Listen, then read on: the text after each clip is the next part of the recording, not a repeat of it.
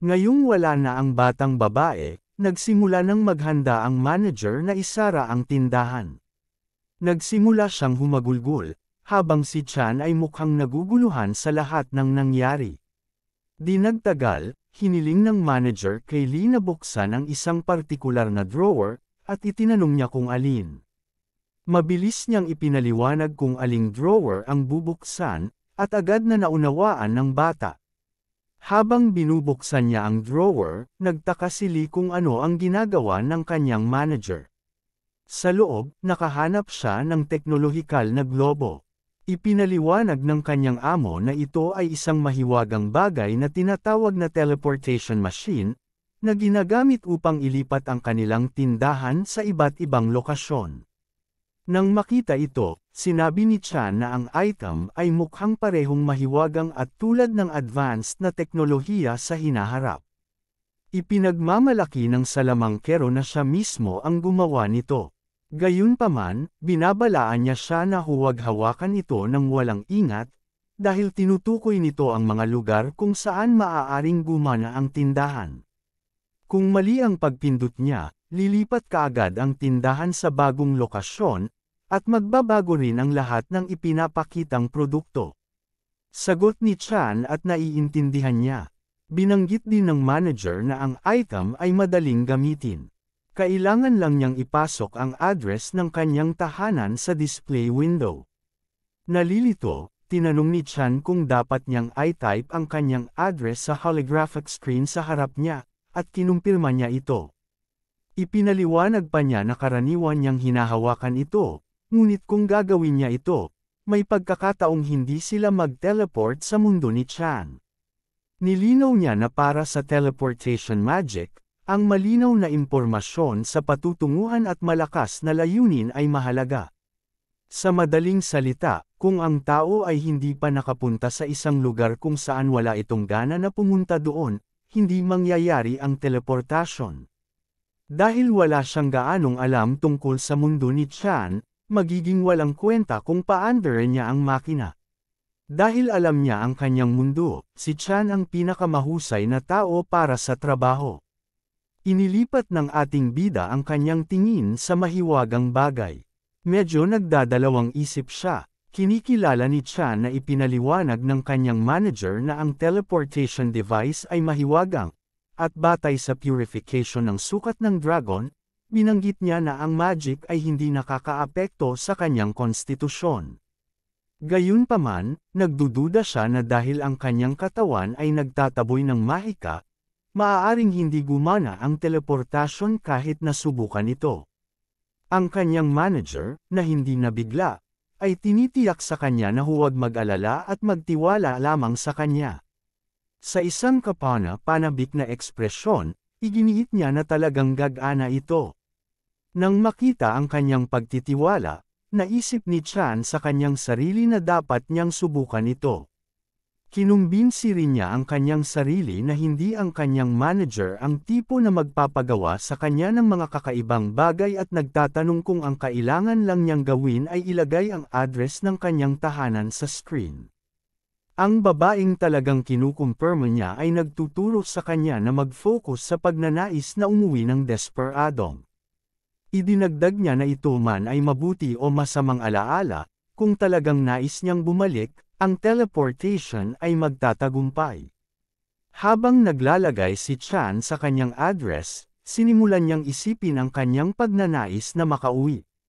Sinasalamin niya na habang malupit ang kanyang mundo, pinagtaksilan ng kumpanyang dati niyang pinagtrabahuan, ito rin ang lugar kung saan nararanasan niya ang mga sandali ng kaligayahan. Naaalala niya ang mga masasayang panahong kasama ang mga kaibigan noong kabataan niya at kung gaano kabalintunaan ang pakiramdam ng kanyang mundo. Nang imulat niya ang kanyang mga mata, napagtanto niyang tinatawag siya ng kanyang manager. Hiniling niya sa kanya na lumabas ng convenience store at tingnan kung gumagana ito. Tinanong ni Chan kung nalampasan ito, at sumagot siya na hindi siya sigurado, kaya naman hinihiling niya sa kanya na i-verify. Naglalakad siya sa mga pintuan ng tindahan at binuksan ang mga ito, nasaksihan ng isang hindi kapani-paniwalang tanawin. Nasa harapan niya ang pamilyar na Summit City na kilalang kilala niya. Sa pagtingin sa paligid, kinukumpirma niya na ito nga ang kanyang kapitbahayan at namangha sa kung paano siya nag-teleport pabalik sa kanyang mundo sa loob lamang ng isang segundo. Sumama sa kanya ang kanyang manager, na sinasabing kinukumpirma nito ang lahat. Inihayag niya na ang pisikal na konstitusyon ni Chan ay maaaring maimpluwensyahan ng kanyang sariling kalooban. Ang batang babae ay nagtanong kung siya ay nag-iisip na linisin ang kaliskis ng dragon, at siya ay tumugon na naisip niya na ito ay mabuti kung ito ay dinadalisay. Ipinaliwanag ng tagapamahala na kung ang kanyang mahiwagang pagtutol ay ganap, ang mahika at sukat ay malamang na nawasak, at hindi na ito magagamit. Sa madaling salita, isang matagumpay na paglilinis ang naganap dahil ang layunin ni Chan ay makikita sa kanyang konstitusyon. Nalilitong nagtatanong kung hiniling niya sa kanya na gawin iyon batay lamang sa kanyang hypothesis. Masaya niyang kinukumpirma, sinasabing hindi ito gagana kung hindi man. Sa huli, ang conclusion ay kinokontrol natin ang kanyang mahiwagang pagtutol sa pamamagitan ng kanyang kalooban, at naniniwala ang manager na kahit papaano ay konektado ito sa kung bakit siya napunta sa kanyang convenience store. Idinagdag niya na kakailanganin niyang mag-obserba pa upang maunawaan ito ng lubusan at magtanong kung may anumang tanong si Chan. Sumagot siya na wala siya, at may hawak na isang sobre ng pera at isang mahiwagang pampatulog, sinabi ng manager kung wala siyang pahinga. Ginawa ito ni Chan, at pagkatapos ng ilang paglalakad, ay dumating sa kanyang walang laman, maliit, makitid, at lumang isang silid na apartment. Sa pagtingin sa paligid, napag-isipan ni Chan na ito nga ang kanyang tahanan, at kinukumpirma na talagang nakabalik na siya sa lugar na dati niyang tinitirhan. Sinabi niya na kailangan niyang magtrabaho ng gabing iyon, at nagpas siyang magtakda ng alarma ng maaga. Kinuha niya ang kanyang telepono mula sa kanyang bulsa, napansin niya ang mahiwagang pampatulog na gayuma na ibinigay sa kanya ng kanyang manager. Iniisip niya na hindi niya akalaing gagawin niya iyon para sa kanya, ngunit iniisip niya kung gagana ito. Pagkatapos itakda ang kanyang alarma, umupo siya sa kanyang kama, inihahanda ang kanyang sarili, at tinitiyak sa kanyang sarili na dahil ginawa ito ng kanyang manager, walang alinlangan na magtatrabaho siya. Pagkuha ng gayuma, tinanong niya kung matutulog ba siya nang mahimbing na hindi niya maririnig ang alarma, ngunit huli na ang lahat. Maya-maya, nagising siya agad. Gabi na pala, tumutunog ang kanyang alarm habang sinusundan niya ang kanyang telepono, at nagmamakaawa siyang huminto ang tunog. Sa pagtingin sa screen, nakita niyang 1 minuto na lang ang lumipas nang magsimula ang alarma, na nagpapatunay na epektibong gumana ang potion. Habang papunta siya sa trabaho, alam ni Chan na napakasarap ng tulog niya dahil sa pampatulog. Napagtanto niya na ang lahat ay totoong nangyari. Hindi lang ito panaginip. Habang iniisip niya kung nananatili sa parehong lokasyon ang convenience store, bigla niya itong nakita sa harapan niya. Nang makitang muli ang kanyang mga binti, nakaramdam siya ng matinding paghanga. Binuksan ni Chan ang pinto ng convenience store, at naisip niya na dahil nandoon talaga ang tindahan, sigurado na siyang panaginip lang iyon. Gayunpaman, iniisip niya kung siya lang ba ang nakakakita sa lugar na ito. Pagmulat niya ng mata ay may nakita siyang nagtatalo kung bakit wala silang magawa. Nasa harapan niya ang isang kalbong tao na may matangos ang tenga. Ang nilalang na ito ay patuloy na nakikipagtalo sa ilang kadahilanan sa manager tungkol sa presyo ng ilang inumin na kanyang nainom. Ang batang babae, na humahawak ng isang blanko, pagod na ekspresyon, ay nakikinig sa kanyang mga reklamo na may nakikitang pangangati. Walang kamalay-malay na nagdudulot siya ng kaguluhan, patuloy na nagrereklamo ang lasing na duwende, habang ang manager ay lalong naiinis. Patuloy siyang nagsusumamo sa manager na painumin siya doon, habang si Chan ay bumantong hininga, mariing pinaalalahanan ng manager ang customer na ang pag-inom sa loob ng convenience store ay ilegal. Sinabi niya sa kanya na hindi niya magagawa iyon, at dapat niyang bayaran ang soju at inumin ito sa bahay. Na ikinagalit ng kalbong duwende, ang lasing ay sumigaw, nagtatanong kung bakit ito ilegal, na nangangatwiran na dapat ay mali ang uminom sa isang lugar na nagbebenta ng alak. Pumasok si Chan, ipinaliwanag na sa ilalim ng batas, ang mga convenience store ay nauuri bilang mga restaurant, at iyon ang dahilan kung bakit hindi siya maaaring uminom doon. Isa pa, hindi rin siya nakakainom sa labas ng tindahan, kaya dapat bayaran na lang niya ang alak at ubusin sa bahay.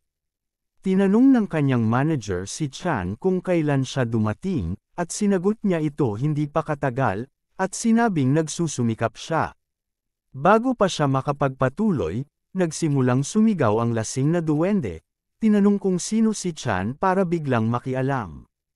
Sinabi ni Lee Calmi na siya ay isang empleyado, at galit na nagtanong ang duwende kung paano naglakas loob si Chan na tugunan ang isang customer. Ang kalbong duwende ay nagsimulang gumanap bilang biktima, na inakusahan si Chan na kinukutya siya dahil siya ay isang duwende at sinasabing mababa ang tingin ni Chan sa kanya. Nagsimulang sumigaw ang customer na pareho silang kinukutya dahil tao sila, habang sinusubukang ipaliwanag ni Chan na hindi niya sinasadya ang anumang pinsala. Nang walang pag-iisip, ang duwende ay ibinagsak ang sarili sa sahig. Umiiyak at ipinahayag na si Chan ay may pagkiling laban sa kanya. Gumulong-gulong sa lupa, umiyak siya ng malakas, na sinasabing nakakasakit ito ng puso, habang hinihimok siya ni Chan na ihinto ang pagsasabing ito ay mapanganib. Ang duwende ay patuloy na humihikbi, ang aming bida ay nagtatangkang tumawag sa sitwasyon hanggang sa ang manager, na pagod, ay pinindot ang isang pulang pinjutan.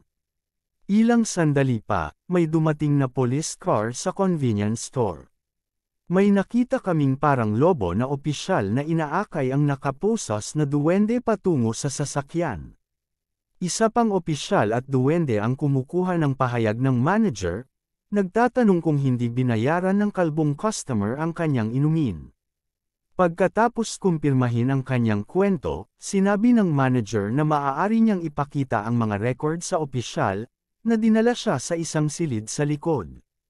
Pumasok ang opisyal sa silid, tinitiyak na maayos ang manager, at pagkatapos ay babalik siya pagkatapos suriin ang mga record. Sinabihan siya ng manager na maglaan ng oras. Bumalik sa counter, sinabi ni Chan sa kanyang amo na ang mga duwende sa mundong ito ay ibang-iba sa inaakala niya. Tinanong ng manager kung anong uri ng mga image elf ang mayroon sa mundo ni Chan, at ipinaliwanag niya na sila ay nakikita bilang marangal at maganda. Nagkomento si Lee na palagi niyang iniisip ang mga ito bilang mga napakapinong nilalang, ngunit ang pagsaksi sa pangyayaring ito ay nagdulot sa kanya ng pagkabigo. Ang manager ay tumugon na ang mga duwende ay talagang isang marangal na species bago ang digmaan. Ipinaliwanag niya na ilang dekada na ang nakalilipas, nagkaroon ng makabuluhang pagsulong sa siyensya sa kanilang mundo. Bilang resulta, maraming mga teknolohikal na artifact ang binuo upang gawing mas maginhawa ang buhay para sa lahat ng mga species, salamat sa mga tao. Itinaas ng iba pang mga species ang mga pagsulong na ito, na naging mas komportable ang kanilang buhay dahil sa bagong agham at teknolohiya. Gayunpaman, upang mamuhay ng mas komportable, nagsimula silang bumuo ng mga lalawigan, na humantong sa pagkasira ng kalikasan sa panahon ng proseso. Karamihan sa mga species ay nasiyahan dahil ang kanilang pang-araw-araw na buhay ay naging mas madali, ngunit ang isang species ay tumanggi na tanggapin ang mga pagbabagong ito. Ang mga duwende, lubos silang hindi nasisiyahan dahil nawasak ang kanilang likas na tahanan. Sa kalaunan, ang kawalang kasiyahang ito ay umabot sa isang digmaan. Nang marinig ito, nagtanong si Chan kung salungatan dahil sa teknolohiyang siyentipiko. Kinumpirma ng manager na nagpapaliwanag na ang mga duwende ay mga likas na nilalang na hindi kayang tiisin ang pagkasira na dulot ng pag-unlad. Dahil sinira ng mga duwende ang maraming gusali at pabrika, Ang iba pang mga species ay nagalit at napilitang pumili ng panig sa pagitan ng mga tao at mga duwende. Kailangan nilang pumili sa pagitan ng pagsunod sa mga tao at pagsulong o pananatili sa mga duwende at pagpapanatili sa kasalukuyang sitwasyon. At ang desisyon para dito ay ginawa ng nagkakaisa, at pinili nila ang isang panig sa mga tao. Bukod dito, kahit na ang lahat ng mga species ay lumaban ng magkasama, ang bilang ng mga duwende ay napakalaki. Kaya, nagpatuloy ang digmaan sa mahabang panahon, at pagkatapos nito, sa wakas ay naghanda sila, ngunit ang bilang ng mga duwende at mga species ng tao ay bumaba ng malaki. Tinanong ni Chan kung ano ang nangyari sa mga duwende. Sa wakas, tinanong niya kung naaalala ng ating bida ang duwende na pulis na nagsuri sa mga kamera, at sumagot si Chan na naaalala niya ito. Sinabi ng manager na malamang na kailangan niya ng maraming pagsisikap para makuha niya ang trabahong iyon, kahit na sa punto ng pagkamatay ng kanyang buhok na blonde at itim. Napagpasyahan din niya na kung ang sinuman sa mga customer ay mga duwende, dapat silang tretuhin ni Chan ng maayos. Ngunit ang bata ay nagtatanong kung dapat din ba niyang tretuhin ang silid. Gayunpaman, agad na tumugon ang kanyang amo na hindi na niya kailangan. Nagkomento ang babae na dapat umalis na lang ang ating bida kapag sinigawan o minumura siya ng isang customer, at hindi siya dapat magdusa sa kadahilanang iyon. Sinabi ni Chan na dapat umalis ang kanyang amo sa sandaling iyon dahil tapos na ang kanyang shift. Ngunit sumagot ang babae na aalis siya sa sandaling bumalik ang pulis. Sinabi ng pulis na duwende pagkalabas ng silid na tapos na siyang magsuri, at sa sandaling iyon, pinasalamatan ng manager ang opisyal sa kanyang pagsusumikap. Tinanong niya kung maaari niyang kausapin ang duwende habang pauwi, at bihirang pumayag ang babae. Sinabi rin ng duwende na kukunin nila ang respeto ng duwende sa ngayon, at malamang na magpasya ang isang antas ng parusa pagkatapos marinig ang mga pangyayari. Sa wakas, binanggit ng manager na maaaring mag-message si Chan sa kanya kung may mangyari, at bago umalis, pinasalamatan din ng opisyal ng duwende si Lee para sa kanyang kooperasyon. Tinanong ni Chan kung ligtas na nakabalik ang kanyang manager at ang duwende. Pagkatapos ng dalawang lead, ang bata ay bumagsak sa counter, pagod.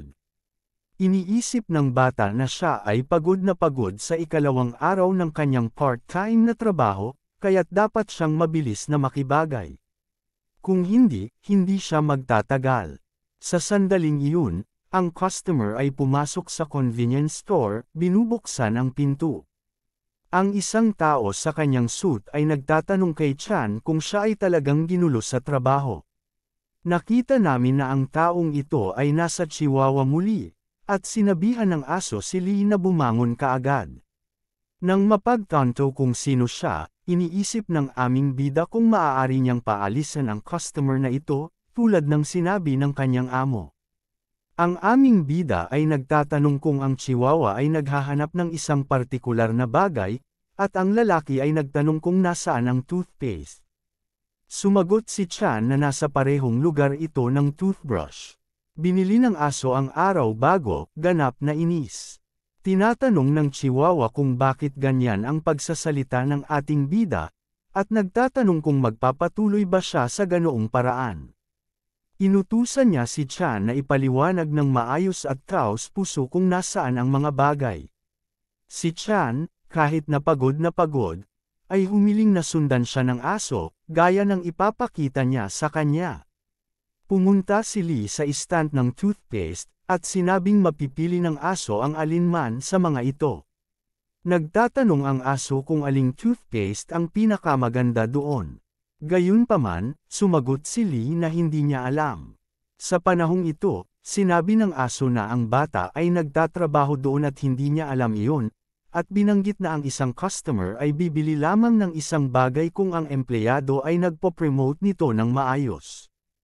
Kahit naiirita, sumulyap si Chan sa gilid at may nakita at may ideya. Tinatanong niya kung bakit hindi kinukuha ng aso ang bumili, at mag-alok. Gayunpaman, Tumugon ang chihuahua na hindi niya kailangan ng 2 tubo ng toothpaste, ngunit tinutulan iyon ni Lee dahil ang isa ay libre, magiging kapaki-pakinabang para sa kanya na kunin ito. Pumunta si Chihuahua sa counter at naglalagay ng bill sa ibabaw ng produktong ito, na nagsasabing magbabayad siya ngayon. Humiga sa harap niya na nagsasabi na ang kabuuan ay magiging 3,201, at ang presyo ng isang bag ay 101, nagtatanong kung kukuha ang aso ng isa, at pumayag siya. Pagtingin sa gilid, napansin ng aso ang isang produkto na nakakuha ng kanyang atensyon, at di nagtagal pagkatapos niyang kunin ito. Pagkatapos nito, sinabi niyang bibilhin din niya iyon, at sumagot si Chan na magiging 6,301 ang kabuuan. Naalala rin ni Chan ang alok kung saan, kapag bumili ka ng toothpaste, kukuha ka ng isa pa. Ngunit sa pagbanggit nito, sinabi ng Chihuahua na hindi niya kailangan ng 2 tubo ng toothpaste. Sinabi niya na ang bata ay maaaring magtabi ng isa, at pagkatapos ibigay sa aso ang kanyang sukli. Tinanong ni Chan kung maaari ba talaga niyang panatilihin ang toothpaste, at ang Chihuahua ay tumugon na kaya niya. Gayunpaman, ang sabi ng ating bida ay hindi niya ito matatanggap, dahil binili ito ng aso, kaya hindi niya ito matanggap. Gayunpaman, ang aso ay tumugon na ito ay wala sa kanyang negosyo. Pagkatapos noon, umalis siya sa tindahan, iniwan si Chan na nalilito pa rin sa buong sitwasyon. Sa kanyang isip, ang bata ay umaasa na si Chihuahua ay hindi isang regular na customer, dahil siya ay medyo mahirap pakitunguhan. Ngunit, sa pagsasama-sama ng 2 at 2, napagtanto ng aming bida na mula nang dumating ang aso doon ngayon, tila nagtatrabaho siya sa malapit at nagtataka kung ano ang gagawin niya sa aso na dumating araw-araw. Sa sandaling iyon, may ibang pumasok sa pinto, at mukhang nagulat si Chan, ngunit mabilis niyang binati ang bagong customer. Sa pagtingin sa unahan, napansin ng bata na ang customer sa oras na ito ay ang parehong succubus mula sa dati. Matapos itong mapagtanto, at maalala ang lahat ng pinagdaanan niya kasama ang baliw na babaeng iyon, natakot ang bata. Kalmadong nagtatanong ang succubus kung nagbebenta rin ba ng resignation letter ang ating bida. Maya-maya, habang naglalakad ang customer sa mga pasilyo, tinawagan ni Chan ang kanyang amo at ipinaalam sa kanya na naroon na naman ang succubus noong nakaraang araw. Nagtanong ang amo niya tungkol sa kalagayan ng babae, at sumagot siya na tila nakainom ito ng kaunti, ngunit mas matamis ito mula sa nakaraang araw. Hiniling ng manager sa bata na suriin din ang kanyang kondisyon sa curse detector, at kung maganda ang kanyang resulta, dapat lang siyang iwanan ni Chan. Sa aming kalaban ay tumugon na siya ay makipag-ugnayan sa kanyang boss kung ang resulta ay tila kakaiba. Matapos ibaba ang tawag, iniisip ng ating bida kung ano ang dapat niyang gawin, dahil siya ay afraid baka umarte na naman siya na parang multo. Sa pag-alala sa bonus na natanggap niya para sa kanyang trabaho kahapon, pinagtibay ng bata na masigasig siyang magtatrabaho para tanggapin ang perang iyon ng may kumpiyansa. Lumapit siya sa succubus, magalang na humihingi ng atensyon, at ibinaling ng babae ang kanyang atensyon sa ating bida. Itinuro ang wand sa kanyang kamay, ipinaalam niya sa kanya na kakailanganin niyang gamitin ito kung gusto niyang manatili sa tindahan, at tinanong kung okay lang iyon sa kanya. Ang batang babae ay bihirang sumang-ayon at humiling na iwanan ang pagpindot ng aparatos sa kanyang kamay, na siya ay nagpapatuloy na gawin. Nagpasalamat si Chan sa dalaga sa pagsang-ayon sa kanyang kahilingan, at sa kahihiyan, humingi ito ng tawad sa nangyari noong nakaraang araw. Tinanong ni Chan kung ang tinutukoy niya ay noong samuka siya ng rainbow ice cream sa tindahan, at nang marinig ito, nakiusap sa kanya ang succubus na huwag na itong banggitin muli. Tinatakpan ang kanyang mukha. Ipinaliwanag ng batang babae na nabaliw siya noong nakaraang araw dahil naubos niya ang labis na mahiwagang kapangyarihan, habang nagtatrabaho sa kanyang kumpanya at tunay na naaawa dito. Nagtatanong ang ating bida kung anong uri ng kumpanyang pinagtatrabahuhan niya na maaaring humantong sa ganoong sitwasyon, at ipinaliwanag niya na isa itong kumpanya ng parmasyutiko na gumagawa ng mga love potion. Nalilitong tanong ni Chan kung ang mga potion ay hindi gawa ng mga salamangkero. Gayunpaman, nilinaw ng dalaga na sa industriya ng pag-ibig, si Sakubi ang pinakamagaling dito. Ipinaliwanag niya na ang kanilang mga species ay pambihirang talino sa pagkabigla at kaakit-akit sa iba, bilang ang mga species na pinakamalapit sa pag-ibig mismo. Kaya, nagtatrabaho sila sa mga kumpanya ng parmasyutiko na gumagawa ng mga gamot na nauugnay sa pag-ibig. Bilang kahalili, nagtatrabaho sila bilang mga psychiatrist, nagpapayo sa mga taong may mga isyu na nauugnay sa pag-ibig, at bahagi siya ng isang kumpanya ng parmasyutiko. Dahil hindi naging maganda ang trabaho niya kahapon, gumawa siya ng gulo, at humingi ulit ng paumanhin. Iniisip ni Chan na si Sakubi ay medyo kaakit-akit sa mundong ito. Gayunpaman, may isang bagay na nakakatakot na nagtatanong kung bakit niya isinasaalang-alang ang pag-alis sa kanyang trabaho, dahil dati siyang naghahanap ng isang resignation letter.